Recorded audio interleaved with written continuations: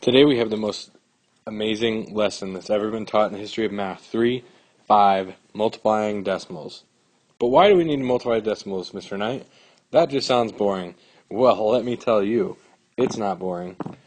Because you need to multiply with decimals because you need to know that. You need to know how to work with your money. I think that's a big reason you need to multiply decimals, among other things, like burritos, and we'll get to that. Trust me, we'll get to burritos. So, multiplying decimals is something you only need for money. For example, I'm going to go straight to money and burritos. So, if I am going to Lena's, which is delicious, unfortunately, Lena's does not decide to charge even dollar amounts for their burritos, even though it would be much easier on me if they did, but they don't. They usually charge somewhere around $4. Oh, there we go. $4.25 per burrito. And well, as you guys probably can imagine, that's just for one, and well, that just doesn't satisfy me. I'm going to need a few more than one. So, for example, if I am going to Lena's and I know I'm going to want 3 burritos, which sometimes I do, and for example, I might want 2 burritos now and then a burrito for breakfast. So, let's play that game. If I want 3 burritos, what's it going to cost me? Well, if it's $4.25 for one and I'm getting 3, then that means there's 3 groups of $4.25, so that means I'm going to do multiplication. So, what I'm going to do is multiply. Now that's how you set up a traditional multiplication problem. And guess what? That's the exact same for messing with decimals.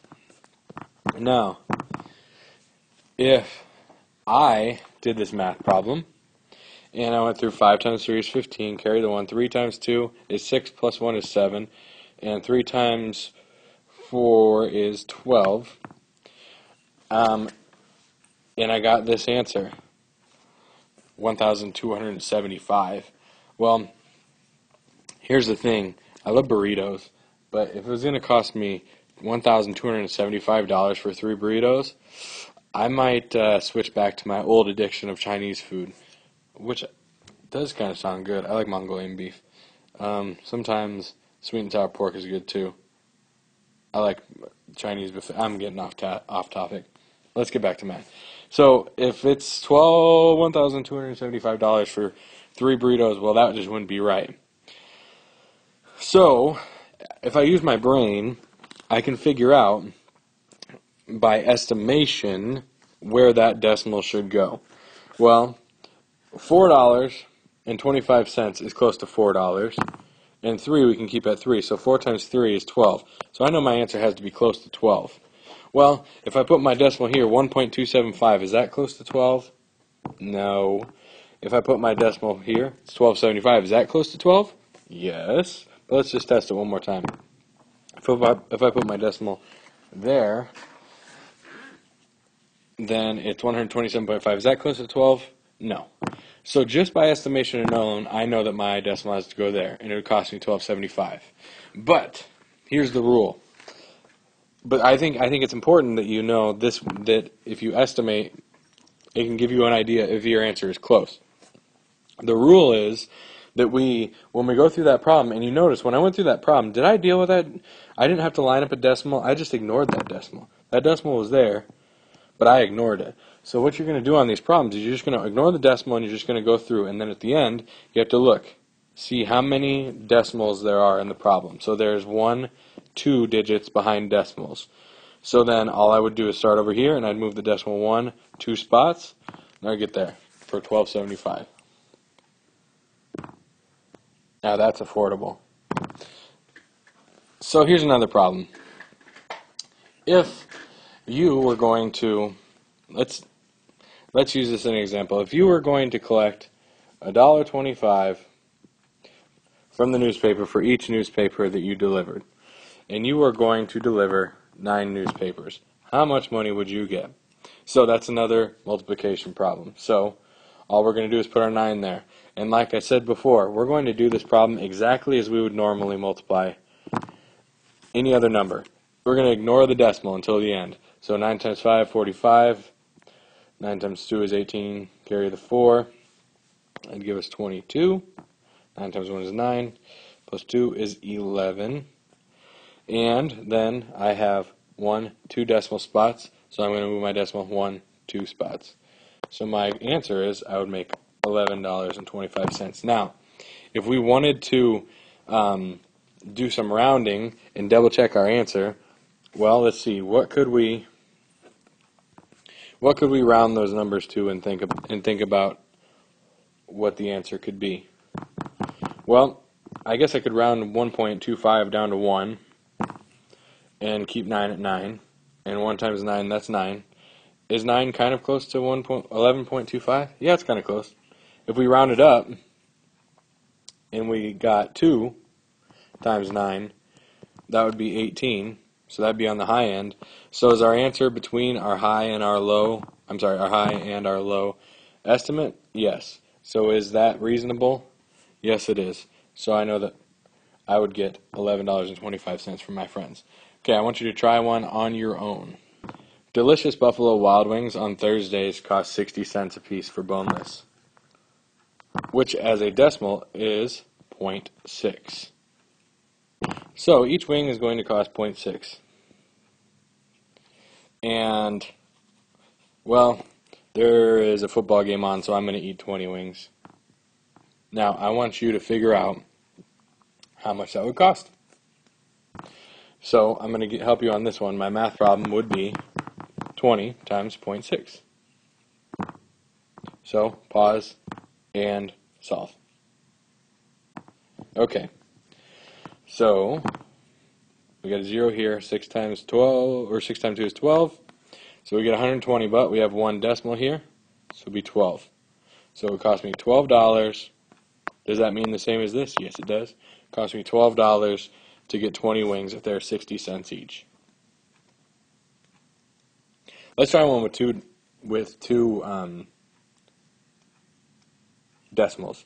Now this is the exact same rule. You just keep counting for each decimal there is behind the number. Now this is going to be a step harder than the other ones. If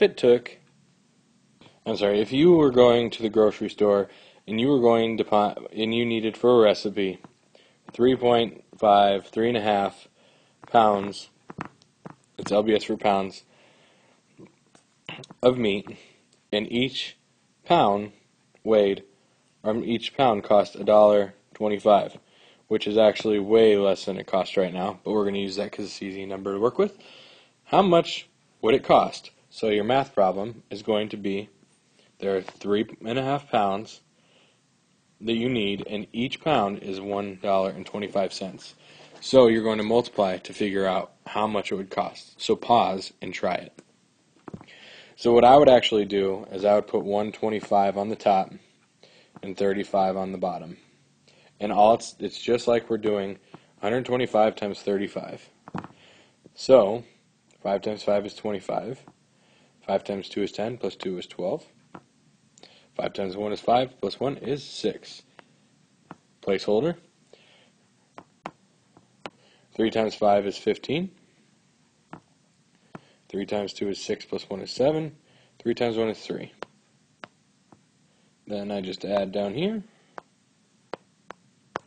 And it's 4375. Now,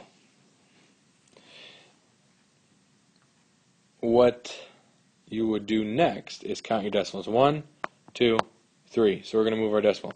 1, 2, 3. So this is a little bit different. I didn't give you the best problem, but the answer would be 4.375. So it would cost $4.37 and a half. So what they would probably actually charge you is $4.38. But that's a goofy example. So the answer would be 4.375. Okay, last problem I want you to solve for tomorrow is this. If it takes 0.25 gallons of gas to go 1 mile in a monster truck, how long would it take to go 7.5 miles?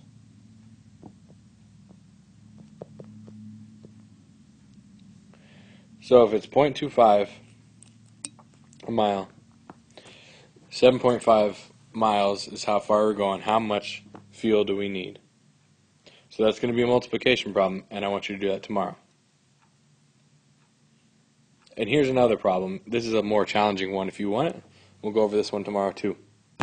An interesting fact about airplanes is that when they fuel up, they don't put a ton of extra fuel in the airplane. They don't put much more than what they actually need, and the reason for that is because it's not dangerous to land, or it's kind of dangerous to land a plane that's completely full of fuel. It's not really safe for that to happen, actually, and it also makes the plane heavier, which makes it so that it's not as efficient. So they need to make sure they don't put too much more than fuel in the aircraft than absolutely necessary. So if there was a jumbo jet, and this jumbo jet only got 0.575 miles per gallon, and the airport in Omaha is 475.5 miles away from the one in Chicago, how much fuel would they need? This is a challenge one. So it's 475.5 miles away, and it burns 0.75 miles per gallon. About how much fuel would they need? So I want you to solve this for tomorrow. This is a challenge one. I will see you tomorrow.